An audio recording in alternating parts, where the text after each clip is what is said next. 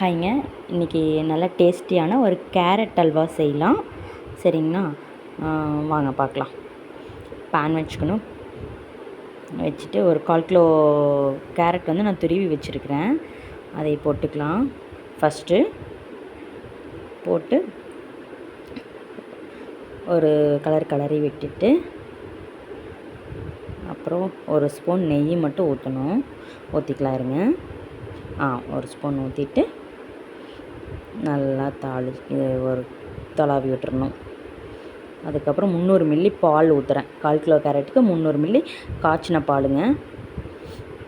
மாட்டுப்பால் தான் எடுத்துருக்கிறேன். ஒரு 15 மினிட்ஸ் நல்லா வேகணும். 10 மினிட்ஸ் கழிச்சோன்னே ஒரு கலரி விட்டுருங்க. அதுக்கப்புறம் லெமன் ட்ராப் ஒரு 4 ட்ராப் பிழிஞ்சு விடணும். அப்போ தான் அந்த பால் வந்து திரிஞ்சு வரும். அப்போ வந்து நல்லாயிருக்கும். கேரட் அல்வாவுக்கு அதுதான் முக்கியங்க. அதனால் பார்த்து கரெக்டாக ஒரு 4 ட்ராப் பிழிஞ்சிட்டா அப்படியே நல்லாயிருக்கும். நல்லா ட்ரை ஆகிடுச்சுன்னா இப்போ வந்து பாதாமையும் முந்திரியும் வறுத்து வச்சுக்கணும். நெய் ஊற்றி நான் ஒரு 6 பாதாம் போட்டிருக்கிறேன். ஒரு 10 முந்திரி போட்டிருக்கேன். வறுத்தாச்சு வச்சுக்கலாம். அதுக்கப்புறம் சர்க்கரை போடணும். சர்க்கரை வந்து ஒரு 200 கிராம் சர்க்கரை, 150 கிராம் வரும். 200 கிராம் நீங்கள் போட்டுக்கோங்க. நாங்கள் ஸ்வீட் கம்மியாக தான் சாப்பிடுவோம், அதனால் 150 கிராம் போட்டிருக்கிறேன்.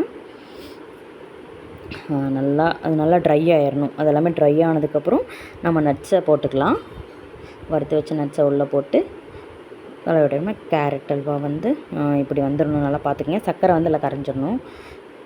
நெய் மட்டும் ஃபினிஷிங்கில் ஊற்றிக்கலாம். ஒரு ஸ்பூன் ஊற்றினா கேரட் அல்வா ரெடி. சூப்பராக இருக்குது.